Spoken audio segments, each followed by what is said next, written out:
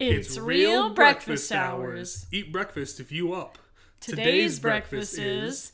I had a blueberry bliss smoothie from Tropical Smoothie Cafe. I also had a blueberry bliss smoothie with a grilled chicken and egg flatbread. Welcome back. Episode 2, baby. To another installment of Real Breakfast Hours. We actually have a viewer-submitted breakfast today. Would you like to tell us what it was? Yes, it was from a friend of mine. It's I believe it was called a concha, and he had it with some milk. A concha being sort of like a Mexican or maybe just a Hispanic, Danish pastry of sorts. I think we can edit in a picture of it in post. So submit some more of your own breakfast if you guys want to be featured maybe next week or the week after that. Yep. I'm looking right at you. If you're my friend watching this, send me a picture of your breakfast. Don't be shy. We'll have all sorts of links at the end that you can, I think we can have her Instagram and such in the description, of course, as well. So if you want to get your breakfast on, send them to her. Yep. So how was your week this week, Mike? You know, honestly, it felt kind of long. It was good. It was a good week, but it was a long week because last week we had Monday off, or at least I did. So it was four-day week, and then now it's been a 5-day week, and then next week is also a 4-day week. So this one just felt disproportionately lengthy, despite it being a normal week. But otherwise, it was good. Yeah. How about you? Well, my week last week was not short. I had 5 days last week. I had 5 days this week. Although I will say it did feel long. Are very busy. I had a lot of meetings this week, so that was a little bit stressful.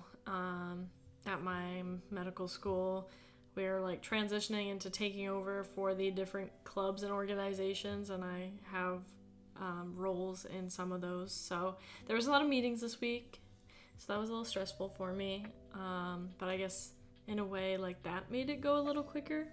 But mostly I'm just excited because this week I do have a 4-day week because Monday is Martin Luther King Jr. Day. So big fans of Martin Luther. What's going on over there? The cat is attacking a box. Can you grab him? Yeah.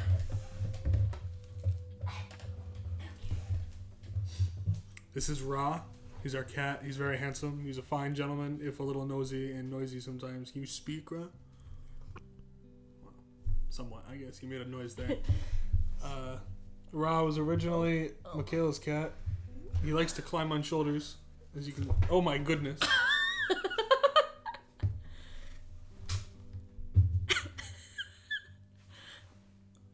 Real breakfast hours.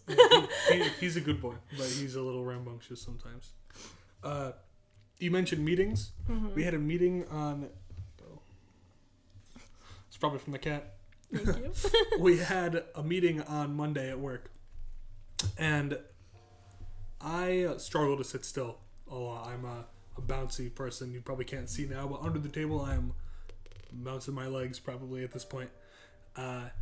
In fact, I am. I can tell you I am. But at this meeting, I made the foolish mistake of sitting closest to where the camera was. So, like, my whole body, my hands, my legs, all in view. And my boss was, like, sitting right in front of me. So I was like, all right, gotta sit still and look like a normal human being for both my boss, my coworkers, and whoever's on the other side of this camera. And then we spent, like, 45 minutes talking about work stuff. And I just... struggled to stay awake, bro. It was bad. I was doing this. But it is regrettable, but that's how it be sometimes, man. I hate meetings. Yeah. I totally feel that. And let's see, is there... Oh, here we go. Since it is real breakfast hours, I thought I would come at you with a fun anatomy science fact related to breakfast, or related to food. Before you do that, the cat is currently eating his breakfast as we speak. I don't know if you can hear him, but he's crunching some hard food. For today's breakfast, he's got some Meow Mix, and what were the... Friskies is the wet food that he gets. Friskies, shreds, and some Meow Mix. So he's standing with real breakfast hours. I expect you to do the same, viewer. So... Normally, I guess, like, when your stomach is not full of food, it's about the size of a soda can. If you can imagine how big that is. But it can expand to hold like 3 liters, which is quite large. So just know that if you think your stomach is full, it probably technically isn't. You're just not hungry anymore. Because that can fit a lot. Well, also, full without stretching is very different than I'm going to keep eating and it's going to stretch to accommodate. No, but I'm saying, like, people would be like, oh my god, my stomach is full. I can't fit anything else. I'm like, you probably can. If you're okay with stretching your stomach. Just saying. Was it your 21st birthday? No, it couldn't have been your 21st. It would have been another time, but we went to hibachi with your parents. Oh no, it was for my 21st. It was, okay. It was just not, like... I think it was like the week before or something. Right, because your... Well, it would have been the week after. Because your actual physical 21st birthday was with me. Mm-hmm. You came to my apartment, and then we went to my parents' house afterward. Yep. And we had a big little party and stuff for you, which was fun. It was fun. And then the week after that, we met up with her parents to do hibachi, and she ordered one of those like fishbowl things, which is quite a bit of fluid. And she's a very slow drinker. It will take her God knows how long to finish a alcoholic beverage. So I was doing a lot of the legwork on trying to get through that bowl. My stomach was so full that I like had to step away and go to the bathroom and let some out, let's just say. And I like was kind of embarrassed because I was like, bro, there's like no alcohol in this thing. It's not anywhere related to the alcohol content. It's just the sheer volume of blue hibachi water in my stomach. I mean, there definitely was alcohol, but that wasn't why. Yeah, it was nowhere near the amount of alcohol needed to cause me to do that. So today we have a few things to talk about. One thing that kind of was going on this week, there was a nurse strike in New York, or New York City, I guess, which had more than 7,000 nurses, which is crazy. That's a lot of nurses. But basically, they were striking because they really wanted to have better safe staffing ratios. Because the thing is like, well, lots of jobs everywhere will say they're short-staffed, and like a lot of places are.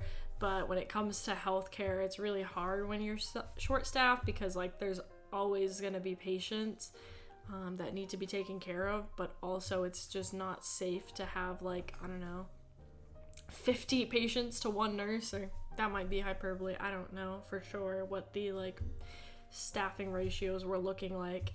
I'm not sure if I've seen anything that said it, but basically just numbers that were not safe. And if you've heard about like, I don't know, when was it? It was like a year ago or maybe more. Time does not exist anymore since COVID.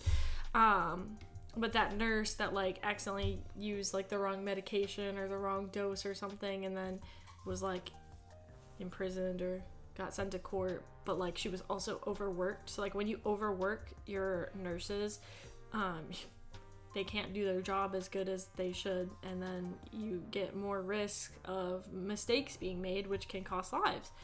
So they were striking because that's not cool, and also no one wants to be overworked like that either. And they don't want to end up like making a mistake that sends them to jail, or just, you know, having their mental health tank because they're so burnt out and overworked. So that was a thing this week, although they did come to an agreement from what I've heard. But yeah. Can you do me a favor real quick? Yeah. Just since you have your computer in front of you. Can you Google what the current United States unemployment rate is? Mm-hmm. I'm having her do this because a lot of places, as she mentioned, do talk about being understaffed and stuff like that. Like, is there a percentage? 3.5% unemployment rate. And that's like a graph there. What was it in 2017? Okay, 5% roughly. So it's actually down. Yeah, so it's actually down. So when these places talk about they're understaffed, if somebody ever tells you, oh, well, people don't want to work, that's not true. There are less Americans unemployed now or not working or who don't want to work now than there were like pre-coronavirus, for example. So a lot of these places that are understaffed, it's not that people don't want to work, it's they don't want to work there. Yeah. Or like a lot of businesses, and this I think is more customer service type jobs, but they're like creating these short staffing scenarios. Like they have people that would work, but they only put like 2 people on because they want to save money. And then they go, we're short staffed. You created that short staffing because you don't want to spend the money to have people on because you don't want to pay them. Right, you got 10 people on payroll but only 2 working at any time because it costs you, the employer, less money.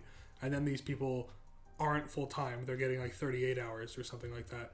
So then you don't have to give them their benefits or pay them like a full-time employee is being paid. And then it just makes the consumer, because you as a consumer do, like, I don't want to say have a right, but you do have an expectation of, I go to a McDonald's, I place an order, I receive my food, and it's correct. And that should all be done within a reasonable amount of time. It's not your fault as a consumer that there's not enough people behind the counter to make that happen.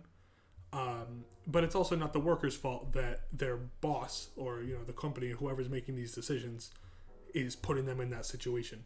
So it sucks for both parties when this type of situation exists. Yeah. And okay, yeah, here's one. So this is from a New York Times article.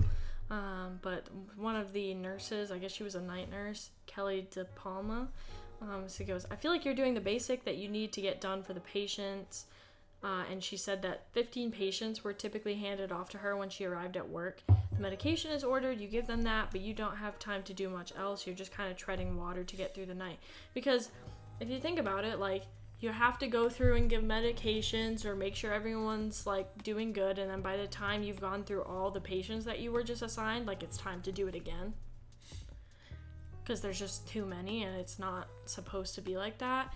And honestly, this has been a problem for a long time, like, even before coronavirus, because when I graduated high school in 2018, and one of my friends was a CNA, and we do live in Maine, which has one of the oldest populations in the country, but he was a CNA at like a nursing home, and he was, again, as a CNA and a new one, because he had just gotten his license like in high school, was not supposed to be working alone with patients, but that's what they were having him do.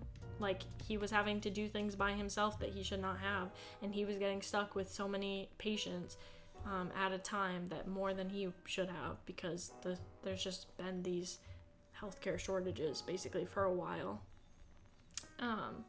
So it's really, I'm glad that the strike happened, and I honestly, probably more places need to have a strike. I mean, it's hard because then who takes care of the patients, I guess, but it just, something needs to change about the healthcare system. I mean, there's a lot that needs to change about the healthcare system. I could go on and on about this as someone who is going into it for a profession. There are so many things that are like really not good, and maybe I can go into it another time. But for now, we'll talk about the nurse strike and just say that, yeah, these like short staffing things are just awful. A couple of things on that. This the woman in this article mentions that she has 15 patients that were handed off to her when she arrived at work. Assuming you work, we'll just call it an 8-hour shift, because that's like the status quo for most Americans. You work an 8-hour shift. I know some healthcare workers or construction or something, they might work more, but for this argument, we'll just say 8 hours. If you spend half an hour on any patient, that's your 8-hour day. If you spend half an hour with each of your 15 patients, that's your whole shift, right? You don't have time to spend more than that with any of them. Yeah. And that's not even accounting for like a break for lunch or something like that, you know, which you're supposed to get. Well, yeah, I guess if that little 30 minutes for your lunch break would be the 16th, like 30 minutes. So in theory, if everything was perfectly 30 minutes, you could get to every one of your patients for half an hour and a 30-minute break and then be in and out. That's it. But I doubt it works that way. So, and also, you had mentioned that when you want more people to strike, because striking is effective, or at least it has a history of being effective and getting the like really getting the needs of the worker like brought up to the public eye and the perception of whoever makes these management decisions for you, because a lot of times just complaining to your boss doesn't get it done. But you don't want, like, if you are, a healthcare worker, you can't just have everybody walk out of the hospital because people will die. Yeah. So that's not going to. However, in Japan, for example, they are a very on-time society. Like, it's a really big societal and financial, like, blow to your reputation if you're somebody who's late, like, even just a couple of times. So their buses and their trains and things like that are very, very well-oiled. They're always on time, and if they're not on time, I've even heard that some bus companies, they will print out, like, sorry I'm late, it was the bus driver's fault, like, sheets to give people if their bus is late, for example. And a couple of years ago, I don't know the exact time, but I also heard that the bus workers went on strike not by ceasing to operate because they don't want to impact other people, but by refusing to collect fare for the bus. So they were still operating and still going to work, but the bus company itself was not generating revenue during this strike. So I don't know if that would be applicable to stuff going on in the U.S., but I mean, it is something. You don't want your infrastructure to take a hit, but you definitely want your, like, the corporation to feel that you're on strike. Yeah, and that's the thing. I'm on Tumblr sometimes. Usually when I'm in lecture and having a hard time focusing, I'll, like, scroll through a little bit, which is maybe not great, but that's what I do. And I remember, was there, like, a strike with truckers or something recently? The most recent one, I believe, was railroad workers. Railroad workers. They wanted an accommodating amount of sick time, which, in theory, I'm not an expert on it, but I would expect that there should be an allowed amount of sick time. Now, we as a country, I don't believe, have any anything legally currently standing that requires a company to give you a certain amount of sick time. There are, like, guidelines, and most companies do give you a certain amount, but you are not legally entitled to any amount of sick time or paid time off, at least not compared to many European countries. So a lot of these rail workers were looking for this, and I believe Joe Biden made some accommodation with them to get them back to work, but I don't even actually think they got the sick days they were looking for. Yeah, which is crazy. And basically the point that someone had made on this Tumblr post was that, like, people were, I guess, almost like guilt tripping the railroad workers because, oh, like, people need these things and you're stopping them from getting it. But, like, that's the point of striking, which is, like, yes, it's annoying, but you have to hurt, like, the business's pockets, basically, or something about them. You have to make, like, as a worker, for it to be effective, like, it really needs to be a big thing that is going to affect their pockets, which is the only thing they care about a lot of the time, because then, like, that's the only way they'll pay attention. You know, that's why in the early 1900s, like, all these strikes and things and, like, union stuff that happened, like, yeah, it was inconvenient for people, but that's why we have, like, I don't know what, like, not child labor. Right. And the point of a strike is to be inconvenient.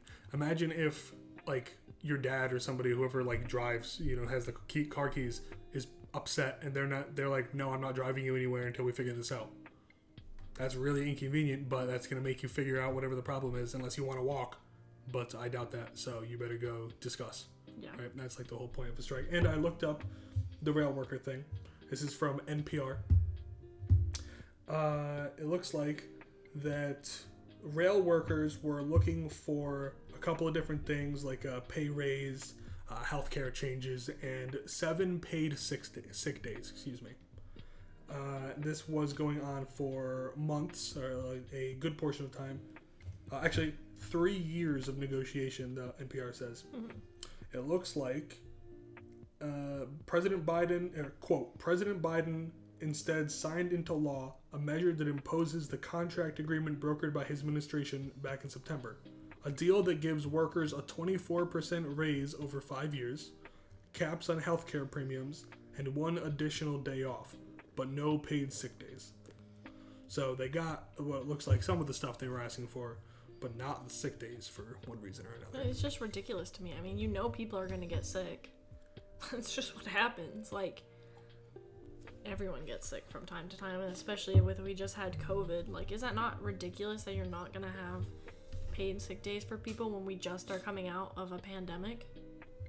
Yeah. Like, that stuff is what really makes me upset. Anyway, enough about the the working class. On to let's see. I brought something. I have. Yes. I only got one thing this week, and it is more football news. Nice. For anybody who pays any attention to football or just has friends who do, you'll know that the playoffs start today. As of the recording of this, none of the playoff games have begun yet. But soon. It's Saturday. There'll be playoff games this afternoon, and then there will be more on Sunday, as usual with football, and then there will be a single Monday night game. That Monday night game, of course, being Buccaneers-Cowboys, which is the one that I'm most looking forward to this weekend. Excuse me. That one should be good. Always looking forward to seeing the Cowboys lose. In theory, of course. But something a little bit more worth talking about, I suppose, would be that I'm not sure. For those of you who watched the last episode, you would have noticed that I had a Patriots mug for my coffee. I'm a big Patriots fan. Go Pats. Which is part of why I want to see the Buccaneers win, because, of course, Tom Brady's in the Bucs. I don't care at all about the Buccaneers. I just like to see him win. Not at the expense of the Patriots, but go figure. Doesn't matter this year. Hopefully, it looks like they're getting rid of Matt Patricia, their offensive coordinator. Him and Mac Jones, the quarterback, obviously. Yes. They were butting heads. It seemed like Mac Jones was very unhappy, like yelling at the sideline and stuff over the last couple of weeks.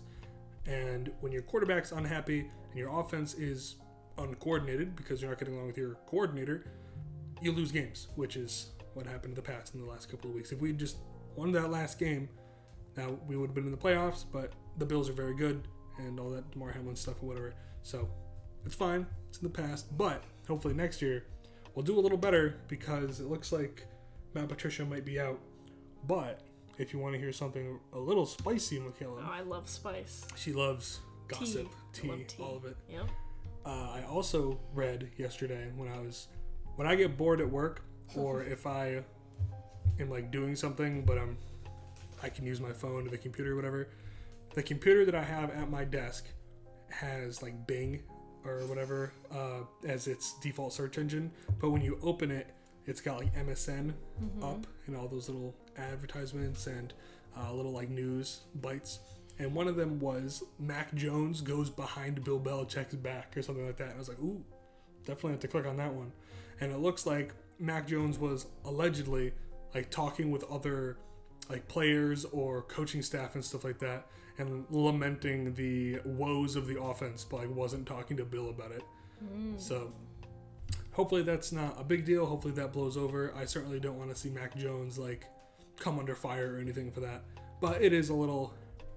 You would think that the head coach would be the first person that you would talk to about any issues that you might be having. Though it's also possible that he did talk with Bill in the past, because he was very visibly unhappy about the offense. But yeah, we'll see. So still going through growing pains after the loss of yeah, it's Tom Brady. It's been a couple of years now, though. So I know, the end with like Mac, it was his second year, and both years he did fine. Competitive years, not a year that we like did particularly well in this year, but that's what I'm saying though. I feel like we're not back in it, We're still in the it's over bros phase. Yeah. We're not so back yet.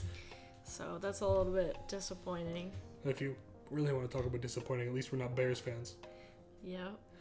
Talk about the worst team in the league. Pretty not good. Rip to your dad, who really likes the Bears. My father is a Bears fan. He is not from Chicago, but he is a big Bears fan, and it's like consistent pain. I feel bad for the guy. Yeah.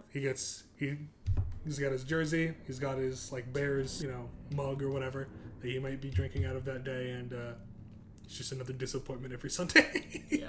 Poor guy. They're going through some serious growing pains. They should get some good picks in this offseason, because I'm not sure if you're aware of this, but the teams that suck more get to pick earlier in the draft, and to encourage them to suck less. You get the first pick, right? So hopefully this coming year they should be a little better. Maybe they'll change up their coaching staff a little bit. I'm not sure. I don't know about the inner workings of the Bears. That's not my job, but we look to see them do a little better. So it can only go up from here. There is literally nowhere you can go but up when you're the worst team in the league. Yeah. So unless they miraculously get worse. Or if you just stay the same, I guess. I think they won like 2 or 3 games. So maybe if they only win one next year or none that would be really embarrassing. Upsetting. Yeah, and I'm also sad because the Titans are not making it to the playoffs either. Yeah, they were another team that was just 1 game away from the playoffs. Their big issue was they like tripped halfway through the. Well, that's almost unfair because a lot of their players were hurt. Mm-hmm. They were operating with like 2nd and 3rd string guys for the entire second half of the season, and it showed because I believe they were 7-3 at one point, and then they just lost 8 games in a row, and then that was it. They started off so strong, and then it all when they were healthy. If everybody on their team was still perfectly healthy, they probably, I'm fairly confident to say that they would have made the playoffs. Yeah. But when you're operating at quite literally half capacity or worse, there's no chance. Not good. Not good. But still exciting that we get to watch some football today. Go Bucks. And tomorrow, right? Yeah, yes. There'll be football today, tomorrow, and then 1 game Monday. Mm-hmm. This is I believe they call it Super Wild Card Weekend. Ooh. Yes. It's exciting. Yep. And we get to go to hibachi tonight, which is fun. That's true. We're going to go get a little fun food with some of her friends from school. I am still on my diet, unfortunately, or fortunately, however you look at it. So there's some things I can't have. Like I probably can't have the rice. I mean, is it white rice that you can't have? Yeah, I think I'm not supposed to have like white pasta or rice, cause I don't know. It's basically just trying to do like whole wheat stuff, so I don't think I can have the rice. But there's rice in sushi, so can you even eat that? He said I could. In the book, it says you can have sushi, so actually maybe white rice is okay. I've been trying to just have like the brown rice, the whole wheat stuff, and like I guess I don't know if it's really like whole wheat, but brown rice, I don't know, and like whole wheat pasta. But I guess I don't know. Maybe I can. If I can have sushi, then I would. That's white rice. You're right. So, and I know I read in the book it said you can have sushi. My mother was on a diet years ago, and she still tries to eat better than some people do now. But there was some like skinny sushi. Like certain restaurants offer like diet sushi that has like whole grain rice or something like that in it. That we could check the menu.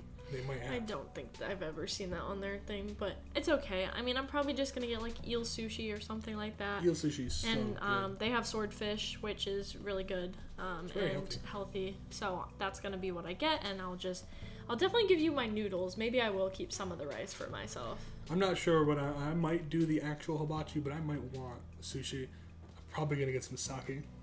I like the little gourd thing that it comes in. That is one sad thing. Last time we all did hibachi, I think, was the last time we went to hibachi for my birthday and like Sarah's birthday? Your birthday is in like July. But I don't think we've been to hibachi since. We definitely have. There's no way the last time you went to hibachi with your friends was in July.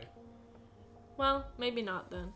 That's you're probably right. But we did do sake bombs that time, and it was really fun. Oh, think about it, because how long have we lived here? We moved here in July. Yeah. We've definitely been to hibachi more than once. Yeah, but we had gone like a few weeks before. You weren't there, but... Right, but I was here. Yeah. Well, I don't know. But I'm looking forward to that tonight. It's going to be fun. Maybe we'll figure out something that we can get some sushi, so I can have some. We can split it or something, and then we can split the hibachi. Maybe I don't know. I'll figure it out. But I'm just looking forward to that. And my diet is still going pretty good. Just as an update, since I brought it up last time, I think actually this week the meals I made were real winners. Last week we did have one day that was like we had to go out and get something because it was not good. But to this week, we have not had that issue. Everything I made was really good, or at least, pretty good. Yeah, so let's see. On Monday, I believe you made some fish thing. Or was that Tuesday? Let's see. What did you make? Tell me what you made, and then I'll recount how good it was. Yes. We'll see the tea. You keep track of all of this? Is that like part of your diet? Is keeping track of it? I only keep track of it so I know what to buy when I do groceries. Like I plan it out for the week, so. Which is very useful. It is unfortunately true what they say. It is a little more expensive to eat healthier food, but it does taste pretty good when you're not eating really gross stuff. Like I'm not trying to eat any turnips or whatever, but you can make really healthy, like fish that tastes really good. For example. So Sunday we had healthy chicken nuggets. Those were good. Hers were probably a little healthier than mine because I put barbecue sauce on them, but I didn't do any sauce, but it was actually still pretty good. I think the only thing is I would have added more salt to mine, or I have this like Himalayan pink sea salt or whatever. I would have added that. I probably would not have done that. The barbecue sauce was plenty, and even without the barbecue sauce, they were good. Stubbs barbecue sauce is delicious though, so I'm not going to pass up an opportunity to use it. And then Monday was a chicken rice bowl, which actually I remember I liked it. So I made one the week before, which was good, but not as good. I think I liked it a lot better this week. I think I added some stuff, or the way I cooked it, I don't know, just tasted better to me, at least. It was that's something that she would have made even without being on a diet though, so it's not like, it wasn't some new thing I'd never had before, but it was good. I put a little soy sauce on it, which it didn't need. It was good both ways. But the only difference is that I used the brown rice instead of the white rice. Brown rice is not as good as white rice. No. It is objectively worse, but healthier. Yes. So, Tuesday was the fish with broccoli. That was delicious. That was so good. It was very, very good. What kind of fish was it? Haddock, I think. Yes, I actually think it was literally just like, my plate was just like 3 fillets or whatever, 3 sections of fish, and then a cup of broccoli, and that was it. But it was delicious. So. Yeah. Because last week when I made it, I didn't get enough fish for it, so we had like these really skinny small ones and some broccoli. This week I was like, I need to make sure I get enough, and then I did too much. Yeah, but it was good. But it was good because then I had leftovers for lunch the next day. So. Yes, and I was telling her a couple weeks ago that it's always better to have a little bit more than you need for dinner, because the worst case scenario is you have leftovers. Mm-hmm. And how is that a bad thing? Yeah. Wednesday I had a meeting, so he had frozen pizza and I just had dinner at the meeting. Red Baron is way better than DiGiorno. Putting that out there, putting my foot down. Except for the crust. The DiGiorno crust, they have some of their like pizza has crust. Like cheese on the inside, so good. And that's quite good. But a regular crust DiGiorno, I think it loses to Red Baron. Thursday, Thursday I made like a shepherd's pie, but with ground turkey. That was really yummy. Shepherd's pie is my favorite homemade meal, just like full stop. And she's made it before, and her shepherd's pie is very good. I think it's like inspired by or mostly similar to the HelloFresh shepherd's pie. But the turkey one, I believe it lacked some of the stuff that a normal shepherd's pie would have. Like a normal shepherd's pie, I think, has onions and maybe a little sour cream. Yeah, and so I think the sour cream, and so the HelloFresh one anyways, usually you put sour cream in the potatoes. And there is just like a pub style one that actually uses like tomato paste. I can't have tomatoes because they're very acidic. And I can't I can't have any onions right now. Even if they're cooked, like in the next phase, 2 weeks from now, I'll be able to at least cook with onions and have like cooked onions, but right now there's none. So it was literally just like mashed potatoes, and I did use like butter at least because I can have butter. And then the ground turkey, which I put a little bit of the liquid aminos, which is kind of a soy sauce alternative. I just thought maybe it would give it a little bit more of like a savory taste that you might be missing from like ground beef, which I think it was a good touch. I don't know. I didn't want to go overboard with it because I didn't want to make it like too like kind of Asian flavored that like soy sauce would be. But I don't know. I think it worked out. And then just corn. Yeah, so it was definitely, and there was some cheese in it. Oh yeah, I did So I can have like some of the hard cheeses, like you can have cheddar and Parmesan. So I did top it with some cheddar cheese, which is good. Yeah, so it was definitely like a gutted version of shepherd's pie, missing like half the ingredients, but it came out very good. I quite liked it. I even took some of the leftovers in for lunch to work on Friday, so definitely a win there, even if it was not quite the shepherd's pie that I'm accustomed to. Yep. And then yesterday it was supposed to be a Mexican shrimp salad, but then I didn't realize that you have to let dried beans soak overnight, so I was like, well, I don't have that, so I ended up actually just making like a kind of Alfredo pasta with shrimp, with like the brown or the whole grain pasta, and basically coconut milk and Parmesan cheese for the Alfredo sauce, which is not exactly how I would like to make it, but since I can't have like heavy cream or normal milk, like it was the next best thing, and it actually turned out okay. And I do not like coconut. Coconut is one of the only foods on the planet that I'll like maybe spit out if I taste too much of it. But I thought this came out really good. I didn't even really there was like a hint of coconut to it, but it came out quite good. I damn near got up and asked for more. Yeah, generally I would say that coconut milk doesn't really taste that coconutty to me.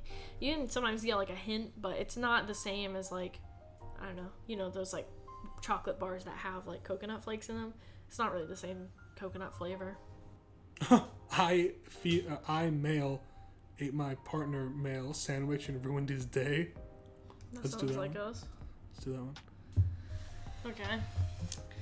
So, you already said the title, but here it goes. So, my partner asked me to cook him dinner while he was at work, HelloFresh. When he came home, he had 2 box lunches and a salad and told me that he had got them from a work meeting for free. He didn't say they were only for him, so I assumed they were for both of us. Since I'm doing the keto diet, I took the contents of the sandwich on top and transferred it to keto bread for my dinner. When he came back in the room, he was furious. Apparently, the 2 box lunches were not identical like I had assumed, and the bottom one was vegetarian. I apologized and offered to buy him a replacement sandwich the next day. Despite that, he kept saying how it wasn't fair that I just get away with it and I have ruined his day. He stomped around the house the rest of the night, clattering his plate, anything to make it clear how angry he was about a free sandwich. I'm an immature child that will never change because I ate that sandwich without getting his permission. He seems to react this way to the smallest of slights. I suggested he might have anger management issues, and his response is that I'm trying to make this his fault and blaming him for having feelings. TLDR, I ate my partner's free sandwich and ruined his day. What could I have done to fix the situation? Well, the easy answer to that is don't eat your partner's things without asking first. Yeah, he is definitely being a bit immature. I might even remove the bit and say he is being immature by stomping around the house and clattering plates. However, I am very defensive about my food. Me too. And so is she. And no shade, but I know she used to complain to me and get quite mad when she would have leftovers and she still does this. She doesn't eat them right away. Sometimes there'll be leftovers in the fridge for days from her. But her parents would just throw them away. After 2 days, her parents would be trash and just get rid of them. Well, sometimes there was literally one day that I had made lunch and I had leftovers and I put it in the fridge. So it was not even a day old yet, and I was gonna have it for lunch the next day. And my dad threw it away and before I was able to eat it. And I was because he thought it was old. I was what the heck? Why didn't you ask? Yeah, so don't mess up my food. I will say that this quote at the end, quote, I'm an immature child that will never change because I ate that sandwich without getting his permission, close quote. I assume that, just to give the author the benefit of the doubt here, that that's something that his partner said to him, that he called him an immature child that will never change for eating his sandwich. And that's very mean. That's definitely not a nice thing to say to somebody that you supposedly love. But I also think that could you imagine that if somebody eats your food and then when you get mad about it they say, wow, I think you might have anger management issues, because that's what they say in the next sentence. So it seems like both of these people are they're reacting quite heavily to this situation. Yeah. Which could have been prevented by just not eating things that aren't yours. Not yours. Or ask first. Yeah. I mean, like, sometimes I'll let you have my leftovers, but you wouldn't just take it, and I wouldn't just, like, start eating yours. I never get rid of your stuff without asking you first. I never eat your stuff without asking first. Yeah. And we're both, I know that both, as I said before, we're both defensive about our food, but as somebody who's defensive about his food, please do not touch my food without asking first. So, I don't know if this person is like, what could I have done to fix the situation? One, don't eat stuff that's not yours. That's like elementary school information. And two, you did offer to get him a new one. Yeah. Which would be nice, but I feel like that's one of those things. Maybe if this is a habit that maybe you have, that replacing it this time is not like breaking a pattern that might be present. So I'm not really. What do you think? Yeah, I mean, for future, literally don't do that. And ask before if you really want some. Like, just ask. For remedying this one, I mean, he kind of did, like, do what he could. Like, normally, like, okay, I'll give the example from this morning. Yeah, I was just gonna say it's a good idea. I was planning to have toast this morning, and I usually, like, sometimes I'm, toast for me is one of those things where, like, I either really want some or I really don't. But this morning I was excited because I had planned out last night. I was like, ooh, I'll have toast with like almond butter and bananas on it, and I think it'll be really good. Now, she didn't say that to me or anything. That was just in her head. Right. And then I guess last night you had wanted like a sandwich or something. Yeah, it was. We were playing video games late into the night last night together with some of our friends, and I was hungry, so I made myself a sandwich with the loaf of bread that we have in the house. With the last two pieces. It was the last slices of bread, true. And I didn't think you would even, I mean, like, I don't know, I remember hearing you say that, but I didn't know it was the last two slices, and also I don't know why it didn't occur to me that, like, yeah, you were gonna eat mine, because normally he really doesn't like whole wheat bread, and I've been having whole wheat bread. He's out of his white bread, though, that's why we have to go to the grocery store today or tomorrow, but so the only bread in the house was her whole grain bread, and I was hungry, so I made a sandwich. Yeah. But so this morning, I was like all excited to have my thing, and then a little bit later, he says, "Oh, I just remembered that I ate the last of the bread last night," and I was so sad. She was getting dressed for the day, and I could like see it in her eyes and the way she was moving that she was like visibly sad that she couldn't have toast. So I was like, "Put some clothes on. We'll get in the car. We'll go get you. We can either go to the store and get you toast, or we can go somewhere else and get you breakfast." And she seemed better almost immediately. Yes. But that's also a little different in this because it's not like it was your prepared sandwich in a plastic bag in the fridge. It was just bread that we have in the house. Yeah. It is a little bit different. But see, that's what I'm saying. Like, what you did is not even as bad as this guy, but you still offered to get me something else. Right, because I knew you cared. And I know he did offer to, like, buy him the sandwich, but I don't know. I guess, like, you just kind of have to let the man chill. And then maybe later on have a conversation about, like, how we react when we're mad. Yeah, it's very important to discuss that type of thing because he did offer to buy him another sandwich. But then it seems that the guy whose sandwich was consumed told him that, quote, "It's not fair you just get away with it." Get away with what? Yeah. Like, eating my sandwich? Yes, that's upsetting, but... It's hard because it's not like he can, like, make the sandwich reappear. Right, but he can replace it for you. Yeah. Which, they're, like... That's not getting away with it. That's making it right. So I do think that both of these people need to have a real discussion about, like, okay, I promise not to do that, but you gotta promise not to take it out on me so hard. Yeah.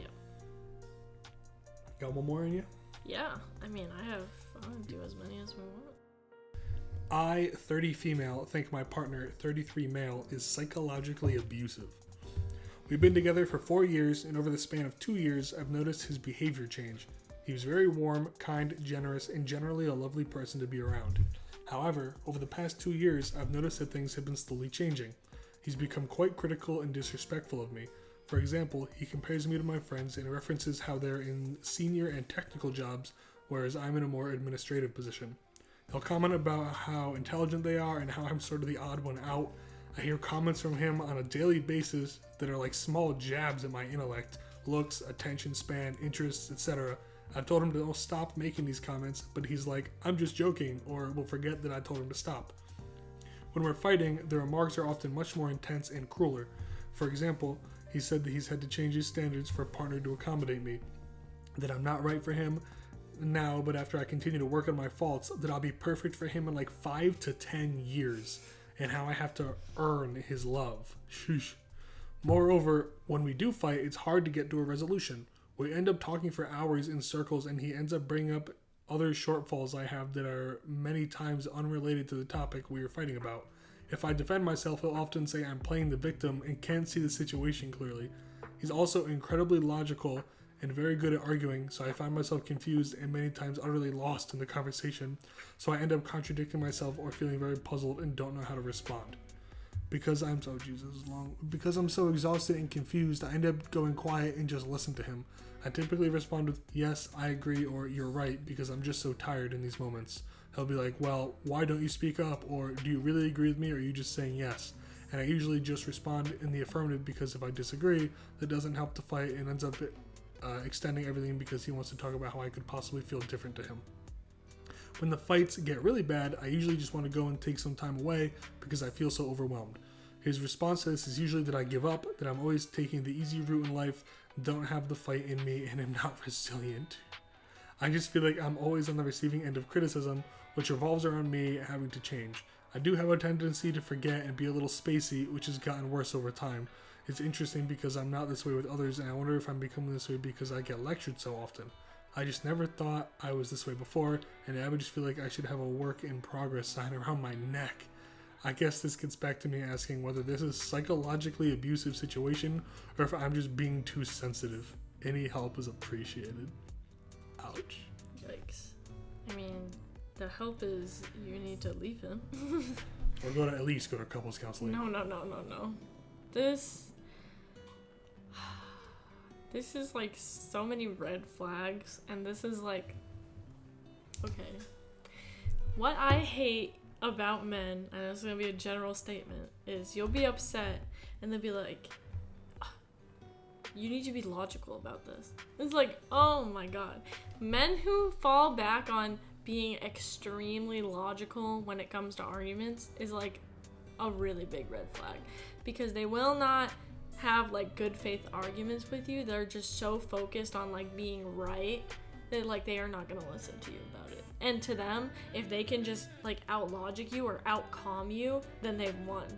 But they don't, so they will not like improve upon themselves. Like if you were like, this is really mean that you do this, he's gonna pull in some like nonsense about like, well, you're just being illogical, or like you're getting emotional, all this stuff, and he uses that as a tactic to like disregard everything you're saying, even if you have a point. I don't strictly agree, obviously, because I am male, but because I do think that being logical is very important in these types of situations. However, I do think that after a certain point, like, you might be technically right, but just because you're right doesn't mean that the other person isn't in pain. So even if you perceive yourself as being right, it's important to try to like help that person, like explain why they feel a certain way, and for you to try to like meet them halfway, or at least maybe even you have to come all the way to them sometimes. Maybe she stubbed her toe and is crying, and you're like, come on, it couldn't possibly hurt that bad. Like, logically, yes, it couldn't possibly hurt that bad. There are way worse things than stubbing your toe. But she's still crying about it, and she still wants you to comfort her. Yeah. So, while I do think logic is important, I definitely think that you really got to work with people more than just being like, oh, well, technically that doesn't make any sense, and therefore it's not worth discussing, and you're wrong. Yeah. No, I just like, it just is, I'm so over the whole like logic stuff from facts and guys. Logic. Yes. No, like I'm literally so over it. Like I don't know any other woman watching this, like I feel like we all know what, because every like, oh my god, guys do this all the time, and it is so like, especially the bad ones, right? Like if you're in a bad relationship, like ooh, they love to get you like that. Anytime you raise your voice a little bit, or if you look like you're gonna start crying or whatever because you care and you have emotions and you're a human being, it's, oh, you're too emotional, I'm not going to talk with you about it, or that means you're wrong. Like, people can say things in a way that is not the most logical, or like, they can be upset about things and not be wrong for it. And like, just because you think you disagree with someone, like, you should still listen to them if you're in a relationship. Like, why are you basically like, if he doesn't like her, why is he in a relationship with her also? because in 5 to 10 years she'll be perfect. Like, it's an investment, Michaela. Come on. Oh my god, it's just, I can't imagine like being into someone that like you supposedly love. When Michaela and I argue sometimes, which honestly I don't even really feel like it happens that much, and if it does, it's just like a small disagreement. We are different people, and I just think men and women are different in a lot of ways as well. But those differences are like good. You're supposed to they're supposed to work in concert with each other, and one of those being that, as she said before, she maybe be on the verge of tears or raising her voice because she cares about the situation and like the person that she's discussing with. Whereas for me and a lot of other guys, I assume I care about the situation, so I'm going to try to be as calm and get to the root of the problem as quickly as possible. Like for me, that's how I care about it. I want to be logical. I want to not raise my voice. I want to not say anything I don't mean or cry or anything like that, because I want my argument to be understood. I want it to make sense to you, and I don't want to like say or do anything that I don't mean. So I don't think it's fair to be like, oh, that's wrong, like a wrong way to come at it, because I just think it's a different way to come at it, which is fine. But you and I have done a very good job over our 4-year anniversaries next week. And we've done a very good job, I feel, of finding a middle ground in that scenario. Like, I never, ever insult her intelligence or her appearance or anything. I pretty much just try not to insult her at all. Yeah. Unless I'm like, oh, well, you're just a silly goose or something. Like, that's... Calling her a silly goose when she does something stupid is so different than, like, calling her an idiot. Whereas this guy seems to be literally calling her stupid, calling her inferior to her friends and family, telling her that she's wrong at work, and that she's a fixer-upper and needs 10 years of change to be worthy of him. How do you even say that to somebody that you love? Yeah.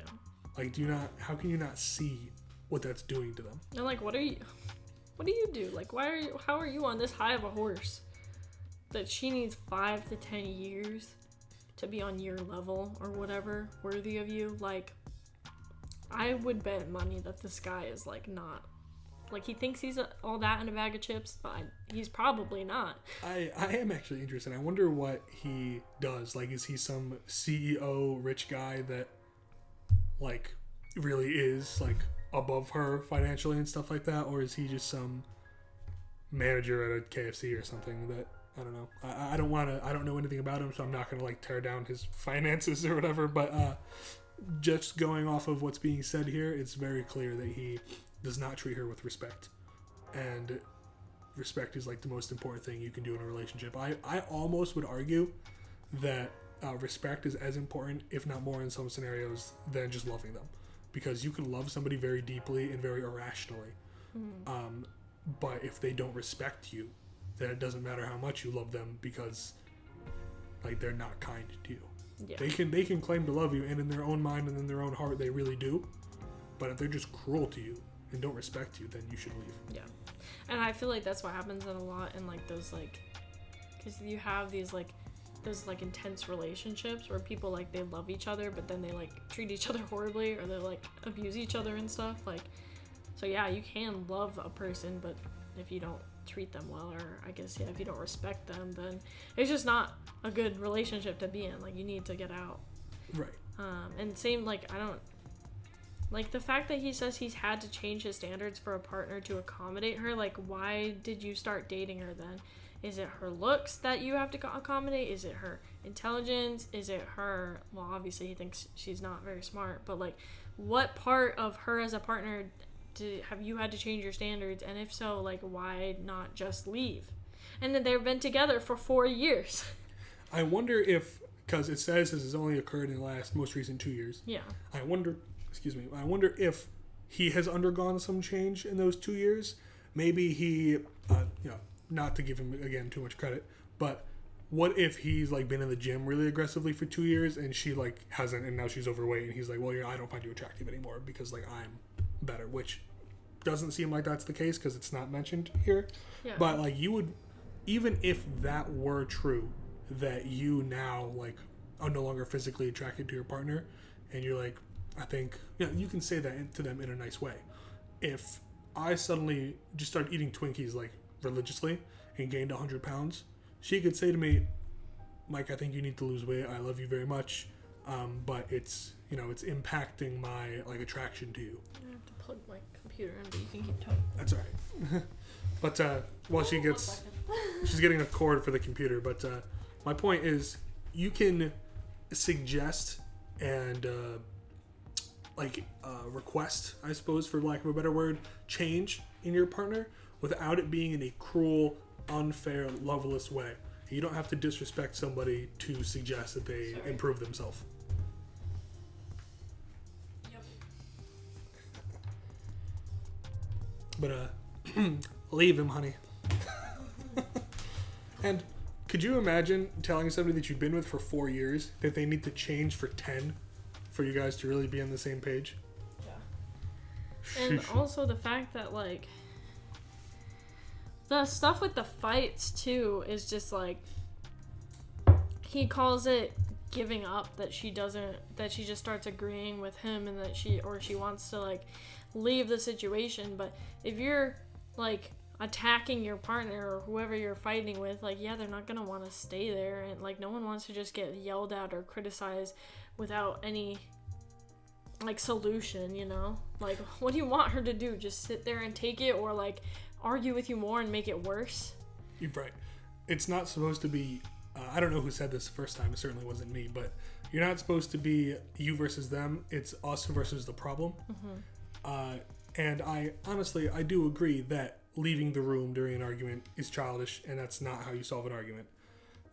But there's a difference between having an argument about how to address a situation and just like yelling and insulting somebody. Like if somebody is sitting there and all they're doing is slinging mud at you, leave the room.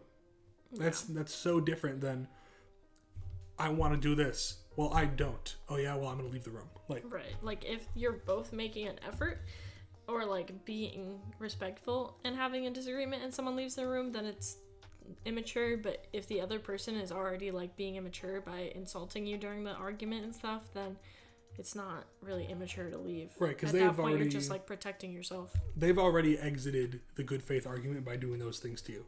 Yeah. So you just leaving the room is no different than them departing the actual heart of the issue. Yeah, and I honestly, if you feel extra spacey over time, it definitely could be from having to deal with this like all the time, because I don't know, it's just a mental health thing. Like people get burnt out and they get brain fog and stuff like that from all sorts of different mental health like problems. And certainly if you are getting like berated or criticized constantly, then you're probably not in a great mental space, and you may be feeling more spacey or out of touch or whatever. It's like going numb to the negative exposure here, like the pain or whatever that could be. Like it's physically taxing, I assume, to be home and deal with this, and mentally, of course. So to be desensitized to it and like enter a fog, it's almost like a defense mechanism. Yeah. Final words on this. At bare minimum, like if you love this person very deeply and you like don't want to leave them, I guess for whatever reason, bare minimum relationship therapy. Otherwise, leave. Leave. Like I would not even bother with the therapy at this point. Because he probably wouldn't go. Yeah, no, a lot of men wouldn't go anyways, but especially someone who's like this is probably not gonna go. He'd probably like call you crazy for wanting to go or something. I don't know. It seems like he doesn't. Yeah, no, I would just leave. It's just too much. I would not want. And I mean, how do you just, if you're coming home every day just to get criticized, and like your self-confidence must be like 6 feet under, this is just not a good place to be physically, mentally, anything like that. Yeah, and it's definitely also important to note that if you're going to exit a situation like this, or if it's too much for you, you need to do it before you like lash out in some way. You can't like bring yourself down to that person's level. You can't be Like, she can't go cheat on him to get back at him. She can't, like, hit him or something. Like, because then you now share a portion of that blame versus taking everything at face value here. She's very clearly the victim in this situation, and she needs to get out, and just don't make it worse before you do that. Just get out. Yeah. So those were some interesting. Yeah, those are some hard ones. We talked a lot about the second one there. But I love doing the advice thing. So, I mean, maybe next time we'll do more, or we'll come up with a different activity. But if you guys have any like advice you want or questions you have, like, you can comment down below. Or again, my Instagram, I'll put it on the screen, but it's at Mickey, I think _Gervais, or it might be a dash. I'll put it on the screen. Link it in the description as well. You can also like DM me or whatever on there if you want some advice or want us to talk about a problem you might have. Or you can answer a question. Yeah, or you can even submit other activities. Like the last episode, we did the Harry Potter house quiz. This time we did a couple of our relationship advice. Who knows what we'll do next episode? Maybe you guys have a couple of suggestions. You can put them in the comments or even send them straight to her. That is our Real Breakfast Hours episode 2. Make sure you send us your breakfast. Yes, please send us images of your breakfast and maybe a little description of what it is, because I know today we had the concha, I believe it was called. I wouldn't have known what that was if he hadn't described it. I've never had a concha before. So if you send us something, just say what it is, please. Unless it's like really obvious. Like a bagel or something. But yeah. But thanks for watching. Subscribe to the channel. Leave us comments, likes. Subscribe. And we will hopefully see you next week. Bye.